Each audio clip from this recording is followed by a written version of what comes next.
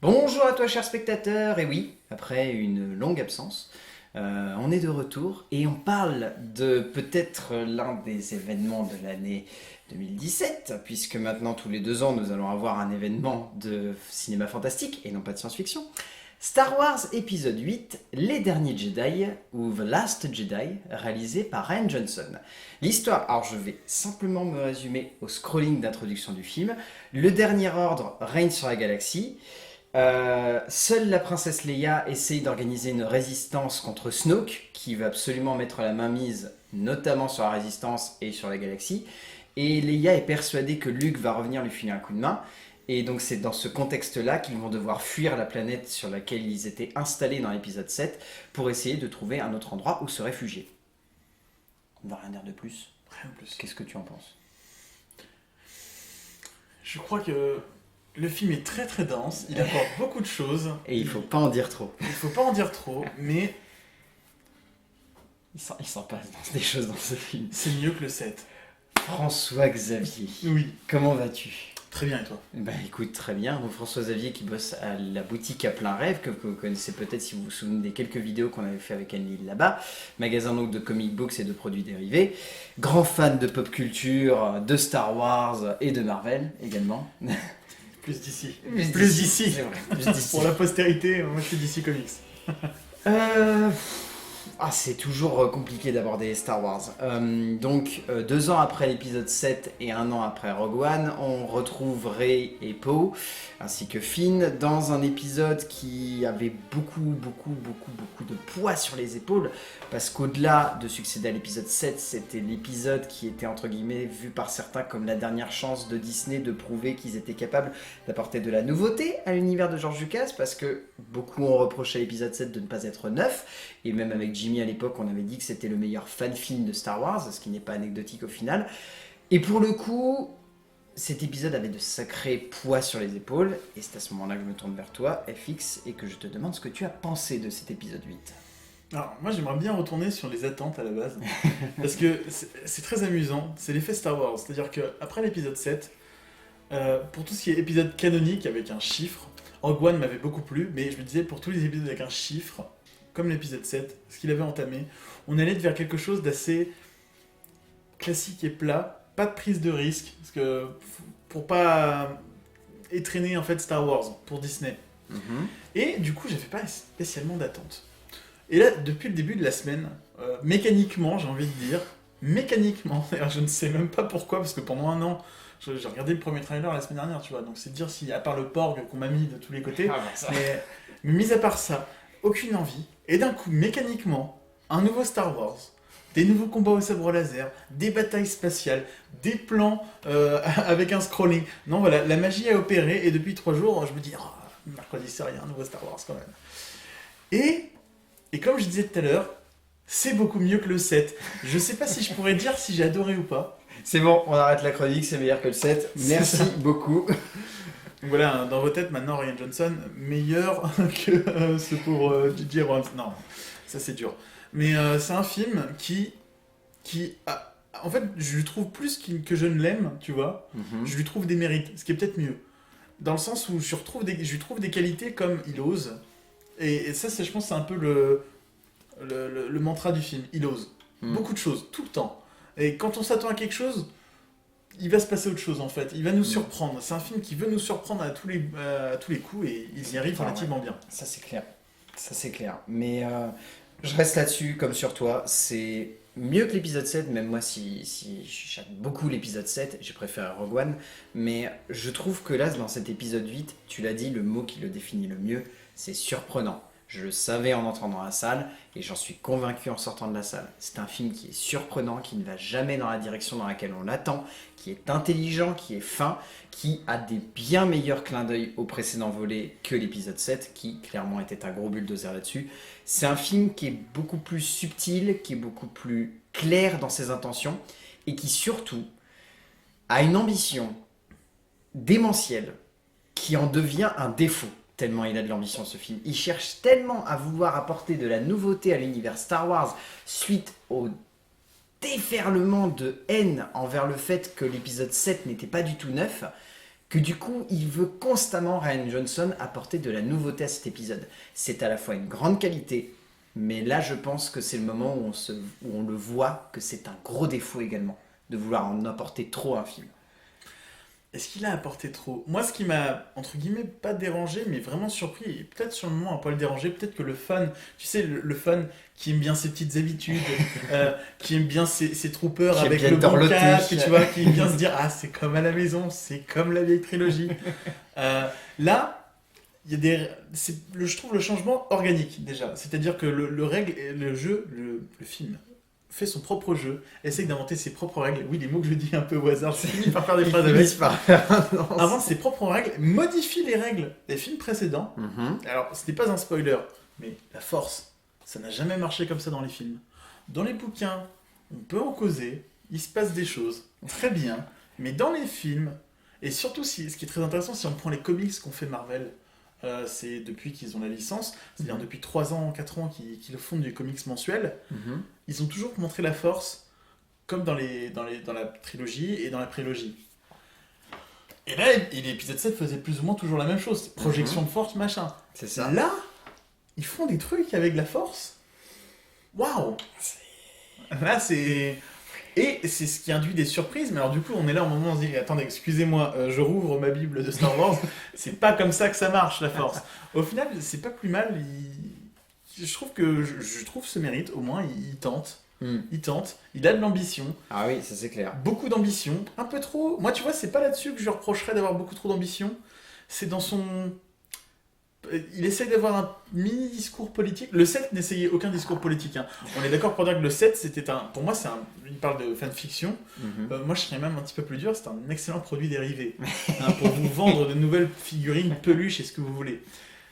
Il n'avait aucune envie de vous parler de politique ou de quoi que ce soit. Ou de morale. À part les grandes lignes de Star Wars. Voilà. Oui, voilà, les grandes lignes. Lucas, il a toujours eu un projet sur 2 trilogies très politiques. C'est ça. Très très politisé. Avec plein d'autres choses qui se nouent avec et qui le rendent organique, mais c'était très politisé. L'épisode 8 commence comme le 7 dans le sens où c'est pas très politisé. Et à un moment, il y a... À un moment, il joue quand même à nous faire la morale, tout de même, parce que quand même, des fois, les gentils et les méchants, c'est pas pareil. C'est pas pareil. Et voilà. Tout ça avec une utilisation des... En plus, ça joue avec un personnage qui ne rentre pas dans ce que j'appelle un personnage Star Wars, dans le sens où il n'a pas de début, il n'a pas de fin, ce personnage. Ah bah là, mais de toute façon, là, on rentre dans le point essentiel en fait du film, qui est l'écriture, et ça diffère beaucoup de l'épisode 7, parce que l'épisode 7, c'était donc un travail de J.J. Abrams et de Lawrence Kasdan, qui avaient beaucoup bossé ensemble pour essayer de renouer vraiment avec l'univers Star Wars, en sachant que Lawrence Kasdan, c'était un mec qui avait écrit l'épisode 5 et l'épisode 6. Là, pour le coup, Rian Johnson, il s'y colle tout seul. Pour vous resituer, Rian Johnson, pour ceux qui ne sauraient pas, c'était quand même le très très bon réalisateur de l'excellent Looper, qui pour moi est un des meilleurs films de science-fiction qui a été fait depuis très longtemps. Et donc pour le coup, le fait qu'il soit tout seul en fait à l'écriture et à la mise en scène, ça montrait une certaine détermination, parce que là où J.J. Abrams en avait fait, comme tu le disais si bien, je trouve, et là-dessus je te rejoins totalement, un produit, dans le sens où il avait réuni ce qui avait fait l'essence même de la saga originale pour refaire un film, Rian Johnson essaie vraiment d'apporter de la nouveauté en étant seul, et donc en inscrivant le film comme étant son long métrage, et en revenant à l'idée de base de la saga, en faire un film d'auteur. Ça se ressent dans l'écriture.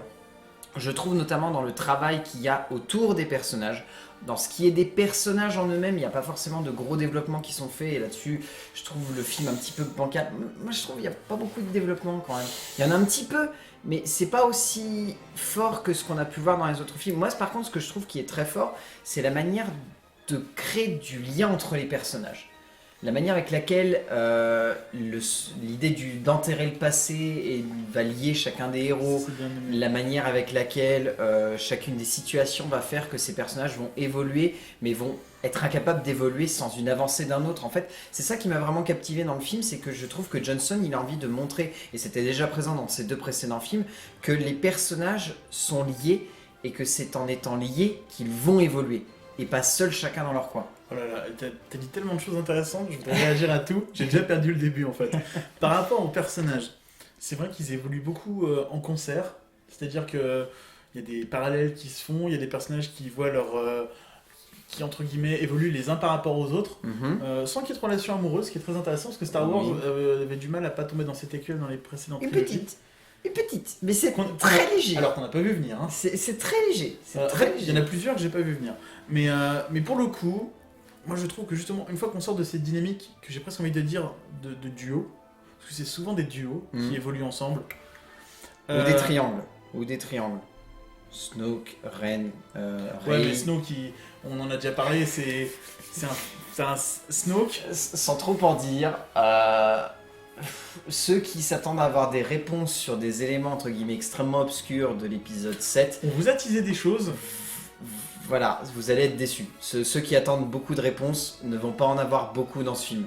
Parce que, étrangement, le film soulève plus de questions que de réponses. C'est ça. Et en plus, moi, ce qui il se permet aussi d'ignorer royalement des scènes que. Alors, je ne connais pas beaucoup en storytelling, mais il y a des choses qu'on voit, par exemple, le coup des visions, des flashbacks, c'est censé avoir. C'est un fusil de Chekhov, quoi. Il est là, il viendra plus tard. Dans l'épisode 7, les origines de Rey. Il y a beaucoup de C'est fusils de censé- Chekhov. Alors, Il y en a beaucoup. Ouais. les origines de Rey, elle a une maxi-vision de la force, de Doom, de je ne sais quoi, en touchant le sabre laser de Luke Skywalker, qui était donc celui d'Anakin à la base. Et qui d'ailleurs, accessoirement, a disparu dans l'épisode 5. Voilà. Ça, personne n'en parle. Mas Katana, comment l'a-t-elle mis la main dessus? Tu ne le sauras pas parce qu'eux-mêmes ne le savent pas, ils ne l'ont pas écrit ça. Voilà. Tout ça pour dire que ça, vous l'avez vu dans l'épisode 7, ça vous a intéressé? Ryan Johnson s'en fout, royalement. Et ça, je trouve, c'est une qualité. C'est parce qu'il a compris, entre guillemets, et c'est ce que beaucoup de gens reprochaient, que l'épisode 7 soit un one-shot. Et du coup, Ryan Johnson, il cherche à en faire un petit peu plus et donc à donner plus d'envergure, quitte à complètement éludé Alors moi, des c'est éléments. exactement l'inverse. Pour moi, l'épisode 8 est un one-shot, dans le sens où il a un début, un milieu, une fin, qui a des ouvertures, mais voilà, mais le film se tient tout seul. L'épisode 7, alors, et c'est pas une qualité, hein, mais c'est une intro de trilogie. C'était un teaser C'est géant. vrai, c'est ce que tu disais, c'est un teaser C'est géant. un teaser géant de ce qui allait se 2h15. passer dans le 8 et le 9. Sauf que Ryan Johnson, il fait son film à lui, et le teaser d'avant, il en a rien à cirer. Je pense qu'il a, je sais pas, je suis pas dans la tête des grands pontes de Disney, mais il a obtenu une liberté créatrice, je pense, assez Quasi incroyable. total, c'est impressionnant, Il mais fait ce qu'il veut, hein. la seule contrainte qu'il a eue, on dirait, c'est de relier le passage de flambeau de Rey et de Luke, et le reste, on lui a dit, vas-y, éclate-toi et pars en live, quoi. Et même par rapport aux personnages principaux, tu regardes, là c'est pas un spoiler pour le 8, mais tu prends Kylo Ren dans le 7, bah à la fin du 8, j'ai envie de te dire, c'est pas les mêmes mecs qui ont écrit, tu vois, et tu le sens. Et le problème, c'est que c'est une trilogie, il n'y a pas des numéros pour rien, tu vois. Et là, pour moi, faut oublier que c'est une trilogie, parce que entre le 7 et le 8, Je pense que c'est des épisodes, c'est des Ouais. épisodes qui C'est une succèdent, série qui maintenant. sont un petit peu liés, et c'est une série de luxe très très chère, mais ça pourrait et être qu'il y a beaucoup de temps à attendre Mais- entre chaque épisode, C'est quand même. ça. C'est Parce sûr que ta série, tu dois attendre 2 ans pour avoir la suite. Donc tu penses que Netflix c'est pour les hipsters, mais Disney arrive par derrière et te dit moi je fais Star Wars les gars, ma série elle a un épisode tous les 2 ans, d'accord, il dure 2h30. Non, mais, et voilà, et en fait c'est ça, c'est qu'il y avait une cohérence dans les premières trilogies, dans la prélogie, c'est-à-dire que c'était 3 épisodes, et qui pour moi, même si par exemple entre le 1 et le 2, tu sens qu'il y a un temps qui s'est passé, voilà, il y a un gap, mais ils étaient vraiment très reliés les uns avec les autres, il se passait des choses très politiques, voilà, qu'on n'aime pas forcément. Moi j'adore, chacun ses trucs. Hein. On vit à l'époque de Game of Thrones, il va falloir t'y faire. Et là pour le coup, c'est pas une trilogie. Tu sens que les mecs Non, ils c'est n'ont des- pas écrit c'est ensemble. des- hein, C'est des épisodes qui sont. C'est pour ça que là, c'est presque une ouverture qu'on pourrait évoquer, mais c'est pour ça que revenir à J.J. Abrams, c'est peut-être pas forcément la meilleure solution en termes d'idées créatrices, mais À moins qu'on ne sait pas dans quelles à conditions moins il a qu'il soit réalisé le set. surprenant. À moins qu'il soit surprenant. Moi je pense que je sais pas que j'ai pitié de J.J. Abrams, mais avoir repris. Non mais honnêtement, tu vois, on lui a donné Star Wars 7 avec, à mon avis, parce que pour moi c'est ce que c'est un film qui a un cahier des charges. Son cahier des charges l'a bouffé. Il fallait du sabre laser, il fallait de la baston, Il a eu fallait- peur. Il a eu peur. Ça se ressentait et ça s'est vu. Et en plus, à mon avis, il était dans un flou artistique quant à l'idée même de trilogie, parce que il me semble avoir lu sur internet, peut-être que je me trompe, tu me rattraperas, mais qu'il avait dit à l'époque, quand il faisait le 7, qu'il n'y avait pas de plan pour le 8 et le 9. Ouais, c'est ça, visiblement, en gros, ils avaient pas trop d'idées, mais Durandal arrête pas d'en parler aussi, comme quoi, visiblement, ils font les épisodes un par un, et Ryan Johnson a confirmé ça aussi, en admettant qu'il a eu beaucoup de liberté pour faire le 8, et que c'est justement ça qui... Tant mieux, mais dans ce cas-là, faut... Enfin, c'est plus... Ça, c'est le genre de truc qu'on pourra... En fait, c'est comme je te dirais la même chose que j'avais dit à Jimmy quand on était sorti de l'épisode 7. C'est le genre de choses qu'on ne pourra juger réellement qu'à la sortie du 9, en fait. Parce que si, comme ils le disent, ils font 7, 8, 9, et qu'ensuite ils réfléchissent à encore une nouvelle trilogie, il n'y a qu'à partir du 9, en fait, qu'on pourra vraiment être juge et dire est-ce que c'était des one-shots qui n'étaient pas supposés être reliés, ou est-ce que c'est devenu une vraie trilogie parce que l'épisode 9... Là, on peut le dire. On sait très bien qu'ils sont reliés parce que la fin de l'épisode 7, elle est raccord c'est le début de l'épisode 8, mais... certes, d'accord. Mais c'est pire. En fait, c'est pire que ça. C'est même pas qu'il y a un problème d'histoire. Parce que regarde, par exemple, tu prends du Game of Thrones entre le début d'un épisode et la fin d'un autre, du précédent, t'es pas au même endroit. Mais c'est le même mec qui l'a écrit. Ouais. C'est la même équipe qui l'a écrit et tu le sens. Le 7, c'est une énorme promesse avec beaucoup d'effets spéciaux pour te dire, les gars, Star Wars revient. Voilà. C'était... Pour moi, l'épisode 7, c'est ça. On va dire, on pourrait presque voir ça. L'épisode 7, c'était regardez, Star Wars revient. C'est la même chose. On n'a rien changé. Le 8, ne vous inquiétez pas. Le 8 vous dit clairement, voilà, maintenant vous aviez les éléments pour re-aimer Star Wars ou recomprendre Star Wars. On va arrêter ça. Et Ryan Johnson nous dit clairement, voilà, moi j'ai pas envie que forcément il y ait tout le temps des combats de sabre laser. J'ai pas forcément envie que ça soit constamment de la politique. Ça sera pas subtil mon message politique et il viendra un petit peu de nulle part. Moi ce que j'ai avant tout envie c'est de changer des codes et je vous propose ça. C'est comme si en fait il proposait quelque chose pour demander aux gens est-ce que vous préférez qu'on reste sur les bases de l'épisode 7 et donc qu'on refasse la même chose? Est-ce que ça vous convient? Ou est-ce que vous voulez qu'on change radicalement le tout? Et dans ce cas-là, l'épisode 9, il ressemblera à ce que vous avez souhaité voir. Et là, moi, là où je suis très d'accord, c'est que la réception de cet épisode va, à mon avis, conditionner déjà l'épisode 9. Et au-delà de ça, peut-être bien tout ce qui va être la prochaine trilogie, quoi. Presque même, s'ils ont pour projet de faire des séries ou machin, ça touchera beaucoup. Ouais. Enfin, voilà. On sait pas trop comment ils vont fonctionner de ce côté-là, mais chaque épisode, en fait, est un tournant à lui tout seul, en fait. Oh que oui. Et si le 7, ça ressemblait à un pied dans le tapis, quand même, un petit peu, hein. Pas forcément financièrement, mais par contre... il a quand même refroidi pas mal de gens. Et le pire, c'est que c'est après coup. Parce que si tu te souviens, l'épisode 7, quand il est sorti, même, enfin tout le monde, hein, même moi, j'étais là, genre, j'avais des étoiles dans les yeux. Moi, j'ai adoré. C'est un excellent divertissement. Mais moi encore, j'ai des étoiles dans les yeux quand je le revois. Hein. Moi, je l'admets, je trouve que ça reste quand même un film qui a quelque chose en lui, qui a vraiment quelque chose. Ouais, je reconnais des qualités, hein, c'est pas ça le souci, je l'ai vu plusieurs fois au cinéma quand il est sorti, hein, mais la magie, il y a plus de poudre de perlimpinpin qui est dessus, tu vois, genre l'effet Star Wars, sur cet épisode-là, il a un peu lâché. Là où l'épisode 8, alors là, je t'avoue que je suis censé le revoir vendredi soir. Là, ce soir, c'est trop tôt. Là, je sais que demain, je pourrais pas. Demain, je vais bosser toute la journée. Demain, je vais me coucher tôt. Peut-être que vendredi, je serai en état pour le revoir. Parce qu'il est vraiment dense et intense. Ouais. Franchement, sur plein de choses, alors... graphiquement. Voilà, j'allais te le proposer de lancer là-dessus, mais Ryan Johnson, visuellement, déjà il a tourné en pellicule, ce qui change complètement par rapport à J.J. Abrams qui avait tout tourné en numérique. Là, il a tourné en pellicule, donc ça rend hyper bien, je trouve. Ça apporte un vrai cachet et quelque chose de très très physique en fait à l'image. Il y a quelques images. Alors, comparé à d'autres Star Wars, par exemple le 7, qui vous montrait plein de planètes familières, mais en même temps très belles et immenses et compagnie, là j'ai trouvé les paysages plus à échelle humaine. En règle générale, soit c'est des vastes étendues vides avec un point d'intention, soit c'est des petites villes ou des choses comme ça. Mais par contre, il y a quelques instants de génie au niveau de l'image. Il y a une image spatiale. Une image de destruction de vaisseau, pour ne pas trop en dire. Eh ben, elle remise toutes les étoiles de la mort et Starkiller et tout ce que tu veux. Leur explosion à côté, c'était naze. Là, sublime. T'as l'impression que le mec allait ouvrir un trou noir, quoi. Tellement c'était... Waouh. Ouais. Là, c'était incroyable tellement c'était... Et franchement, on était tous là en mode... Et j'ai entendu des gens dans la salle, parce qu'évidemment, là, c'est le moment où la musique, il n'y avait plus de dialogue, il n'y avait plus aucun bruitage, et du coup, on entendait tout le monde dans la salle, et on entendait des... Wow. Ouais. Et là, c'est vrai que cette image-là, si je devais en retenir qu'une sur... allez, même la prélogie, la prélogie, elle a plein de belles images que je retiendrai, mais celle-là, de combats spatiaux, le 3, pour moi, en combats spatiaux, il dépasse partout, mais là, rien que cette image-là, elle a gagné une place dans le podium des meilleures images spatiale en fait, d'images j'ai envie de pas te dire de science-fiction, mais de fantasy spatiale. En tout cas, là on était tous là, mais cette image-là est iconique. Mais il y a vraiment quelque chose en fait dans ce film. Je pense que Rian Johnson, c'est un très grand metteur en scène déjà de base, il n'y a pas grand-chose à en redire. Mais là, c'est vrai que pour le coup, on pouvait reprocher en fait à J.J. Abrams en fait d'être un petit peu trop convenu dans sa mise en scène de Star Wars 7. Il faisait le taf, il n'y avait rien à en redire, mais on sentait pas cette vraie patte d'auteur qu'il peut y avoir sur ce genre de film, cette vraie expression. Et moi je trouve que ça se ressent en fait dès l'introduction en fait de cet épisode 8. Parce que là où par exemple, je vous donne un ordre d'idée tout con, quand J.J. Abrams fait son introduction de l'épisode 7, il reprend les codes de George Lucas. C'est-à-dire il fait quoi? Il fait un plan fixe. La seule petite nouveauté qu'il y a, c'est que ça panote. Quand les vaisseaux de l'Empire vont vers la petite planète au début de l'épisode 7, ça panote. Là, le premier plan, c'est exactement la même chose. Ça panote vers le bas, donc de l'espace jusqu'à une planète. Sauf qu'au lieu de s'arrêter à ça, Rian Johnson, il file. Sa caméra, elle avance. Et pour moi, c'est toute l'idée de base de la mise en scène de Rian Johnson.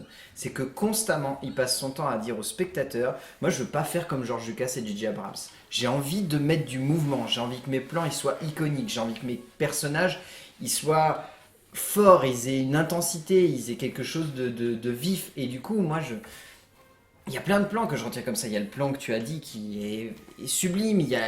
On peut pas dire ce qui s'y passe, mais... Il y a un affrontement à un moment, la manière avec laquelle c'est amené, la manière avec laquelle le plan est fixé. Enfin, et l'imagerie qui va avec, alors que pourtant c'est des choses qu'on a déjà vues dans Star Wars, surtout dans l'épisode 3 justement, où on voit par exemple les séparatistes et les clones de la République dans leurs croiseurs je ne peux pas dire ce qui se passe justement, voilà. Mais c'est une scène qu'on a déjà vue, des choses qu'on a déjà vues, et c'était grandiose à l'époque dans l'épisode 3, et là en fait...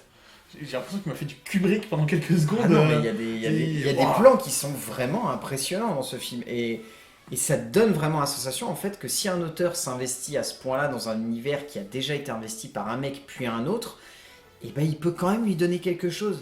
Et moi, c'était à l'époque ce que je trouvais, il s'était passé par exemple sur l'épisode 5, où t'avais un réal qui avait vraiment réussi à s'emparer en fait de l'univers de George Lucas et à y apporter sa propre identité. Parce que là où la prélogie est cohérente parce que George Lucas la domine pleinement, la trilogie originale est cohérente parce que ce sont 3 auteurs qui se sont succédés, mais qui se sont compris les uns les autres et qui ont apporté des nouveautés comme ça. Là, Johnson s'inscrit dans cette veine-là. Il a compris J.J. Abrams, mais il apporte des éléments supplémentaires pour inscrire son film dans quelque chose de nouveau. J'ai l'impression qu'il le défie, pas dans le sens de dire... pas défier dans le sens de je peux faire mieux. C'est pas défi, c'est simplement c'est vraiment une succession. Il comprend J.J. Abrams et il fait simplement regardez, moi je fais la même chose, mais j'ai envie d'apporter ma patte. Il se marque en opposition, moi je trouve un peu. En termes de. Alors je m'y connais moins en mise en scène et compagnie, mais c'est vrai que ça a l'air moins plan-plan. Rien que l'humour. Sans que Disney est passé par là quand même, il fallait des blagues. C'est un humour de situation et très peu de dialogue. Beaucoup d'humour de situation. Et quand il y a des dialogues, bah, ça marche. C'est-à-dire que, là, je vais taper sur Justice League, mon cœur se fend, mais par exemple, faire un plan sur Aquaman après un coup de poing de Superman et Aquaman qui fait « Wow, ça va lui faire mal !» C'est pas une blague. Les gars, on va pas rire. C'était pas drôle. C'est là entre eux en fait. Ouais, et à peine. Hein. Franchement, je suis sûr que tout le monde a regardé Aquaman comme le gros beauf, tu vois, dans l'affaire. Mais là, ce qui est génial, c'est que, vous voyez la fin de l'épisode 7, et bah, imaginez la manière la plus britannique de parodier en fait cette scène, et bah, ils l'ont mis dans le film. Et ça, c'est génial. C'est totalement inattendu et qu'on s'est marré en mode what? Et c'est là. C'est amené de manière tellement hilarante. Enfin, c'est génial. Il y a plein de trucs comme ça. Enfin, et c'est très Yoda dans l'âme. Et Luke, en fait, bah alors, c'est génial, c'est que Luke, il est l'élève et en même temps il est le maître dans ce film. Et il a ses moments Yoda et il a ses moments où il est lui-même Luke quand il était jeune et qu'il fallait qu'il apprenne. Il fait un peu les mêmes erreurs qu'Obi-Wan, un petit peu sur les bords, à propos d'Anakin. Enfin bref, c'est très... moi j'ai trouvé que c'est le meilleur personnage et mieux écrit du film. Mark Hamill a le droit, je pense, à un traitement de luxe dans ce film. C'est-à-dire que... Acteur, Mark Hamill, Carrie Fisher, enfin... Ouais, ils sont tous très bons. Mais Mark Hamill, je trouve, dans l'écriture, même dans la mise en scène, a le droit, à son côté, mon gars, c'est ton film. T'as le droit de faire des jokes. Il y a des moments où on a des gros plans sur Mark Hamill, il fait un geste ou quelque chose... Il est pas loin de quasiment faire un clin d'œil au spectateur. C'est autant pour vous que pour les personnages. C'est extra diégétique. Hein. On sort du film, c'est Mark Hamill qui vous regarde et qui fait... Regardez, je suis de retour. Les mecs, ce taunt, Littéralement, c'était ça. autant pour vous que pour eux. Voilà, c'est exactement ça. Marc Hamill, il vous parle autant à vous qu'au personnage du film par moment, que dans ses mimiques. Et c'est ça qui est génial. C'est que Il n'a pas besoin de il parle parler ou quoi que ce soit. mais il va faire des choses et vous savez que c'est pour vous qu'il les fait, autant que pour les personnages, et ça c'est beau. Mais pour le coup, là-dessus, le casting, il n'y a rien à en redire, tout le monde est Non. bon, quoi. Enfin, et là où il y avait des gens qui pouvaient avoir des réserves sur Adam Driver ou sur Domhnall Gleeson, là, dans Alors- Hux et dans Kylo Ren, moi je trouve qu'il n'y a aucun reproche à faire parce que ils sont vraiment tous à leur place, ils ont les gueules de l'emploi, ils fonctionnent, ils Voilà. sont... Le souci, c'est que si vous n'aimez pas la façon dont ils interprètent le personnage, c'est l'écriture auquel il faut s'en prendre du coup. Parce qu'ils font ce qu'on leur demande. Et pour le coup, ils sont bons. Bah, dans ce qu'on leur demande de cette faire, ouais, section-là, ou là on n'a rien compris au film, quoi. Mais par exemple, on prend Hux, parce que lui, c'est pas forcément. C'est le plus compliqué, je pense, en fait, à regarder. Parce qu'en soi, Domhnall Gleeson, il lui donne une interprétation qui est extrêmement Il est génial. Hein. viscérale et où il abuse littéralement des aspects de son Vous allez personnage. le détester, quoi. Le type, il est. Mais il est parfait là-dedans, il est parfait. Et C'est en un soi, on carriériste. peut le détester et on peut détester la manière avec laquelle le personnage est traité parce que c'est pas loin d'être de la caricature. Mais pour autant, la manière avec laquelle Domhnall Gleeson lui donne du caractère et lui donne des traits, c'est parfait quoi. Il a vraiment la gueule du sale type, mais tu sais que c'est une raclure quoi. Ça se voit à 10 km. Et moi personnellement, je trouve que l'acteur qui a le plus évolué et qui donne vraiment beaucoup de cordes à son personnage, c'est Adam Driver sur Kylo Ren. Parce qu'il y a beaucoup de gens qui l'ont malheureusement beaucoup trop jugé, trop facilement je trouve, sur Sur son l'épisode physique, 7. sur son physique en Et sur plus, son physique. principalement. Ce qui est très triste. Hein. Là-dedans, il va vous déboîter. Il est juste parfait. Bon, Daisy Ridley, elle a plus grand chose à prouver, moi je trouve. Elle avait déjà démontré dans le set que c'était une très bonne actrice. Ouais, moi, le problème avec ces deux personnages, pour moi, Daisy Ridley principalement, c'est que le personnage, pour moi, il est juste too much en fait. Il sait tout faire ce personnage. Il se libère de tous les soucis. Et moi, il y a juste une phrase qu'elle dit dans le texte. On lui demande c'est quoi la force, elle répond bah, c'est soulever des objets, des machins. Soulever des rochers Et en fait, tout le monde lui pousser fait des mais gens. non, la force, c'est pas ça. Et à la fin, elle va sauver les meubles et elle fait ah, il va falloir que je soulève des cailloux. Et en fait, c'est un peu Mauricio, c'est-à-dire que j'ai l'impression qu'elle a pas appris grand-chose, mais qu'elle avait déjà tellement tout pour elle au début que ça passera. Ouais. Et Kylo Ren, bah, le problème c'est que pour moi, il n'y a pas de. Enfin, j'aime bien la façon dont il est traité dans le film, parce qu'il est très très ambigu, Mhm. mais il n'y a tellement pas de consistance entre le 7 et le 8 que. De lien, tu veux dire, ouais. Non, de consistance dans l'écriture, tu vois. Ouais. Genre, dans le 7, je suis désolé, tue son père, t'as l'impression qu'il a passé un cap. En fait, il l'a pas passé dans le film, puis en fait, il le passe, puis en fait, il le passe pas. Ouais, Et c'est trop en suspens, ça. c'est Ouais, ça. vrai Alors que qu'à la c'est- fin, pourtant, il est plus en suspens. Hein. Tu Ouais. l'écoutes, le Non, mec, à il la est fin, plus en il est plus en suspens. Quoi. suspens, ouais. Mais pourtant, les problèmes de suspens n'ont pas été réglés, à mon sens. Ouais, c'est pas faux. Et même s'il y a une dynamique intéressante qui s'est créée entre Rey et lui, Mm. je trouvais très intéressante. Ouais. Poe et Finn, Oscar Isaac et et John Boyega, ouais. on s'en fout un peu. Ouais, Ah. mais ils sont bons, ils restent bons, Ouais, quoi. dans ce qu'on leur C'est demande vrai de que pour faire, le coup, là, dans ce film-là, c'est peut-être les personnages qui ont le droit au moins de développement. Ouais. Mais ils Surtout- restent intéressants. Surtout Poe. Finn, je trouve que, surtout vers la fin, surtout dans le dernier tiers du film, avec un autre personnage, il développe une relation humaine qui est intéressante.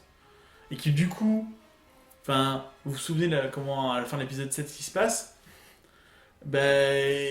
du coup, là non plus, j'ai pas l'impression que ça a été écrit par la même personne, tu vois. Oui, mais c'est parce que de toute façon, je pense qu'il y avait un gros souci de cohérence dans ce qu'ils voulaient faire de ces personnages-là, et puis c'était un petit peu bancal, entre guillemets, l'espèce de relation gay qui devait naître entre Poe et Finn, enfin ça... Alors qu'au final, t'as l'impression qu'il y a moitié une relation d'amour avec Rey qui se fait à la fin du set.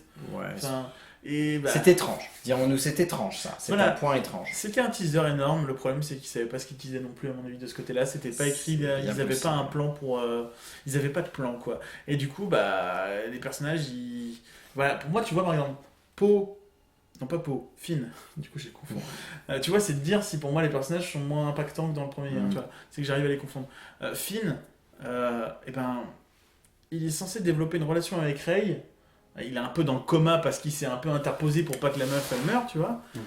Mais dans le même temps, il développe autre chose avec un autre personnage. Mais à la fin, il voit Rey quand même. Et du coup, tu fais,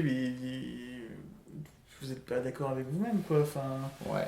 du coup, Ah, je ça, de sais toute pas. façon, c'est le souci, c'est qu'à mon avis, ce film, comme on l'a dit au début, va soulever beaucoup de questions. Beaucoup de questions et risque d'interroger beaucoup de monde. On arrive à la fin de cette vidéo. Oui. On parle beaucoup de Star Wars.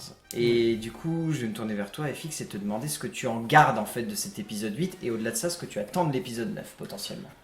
Eh ben, j'en ressors avec beaucoup de fraîcheur au final, parce que je m'attendais pas vraiment. Est-ce que c'est...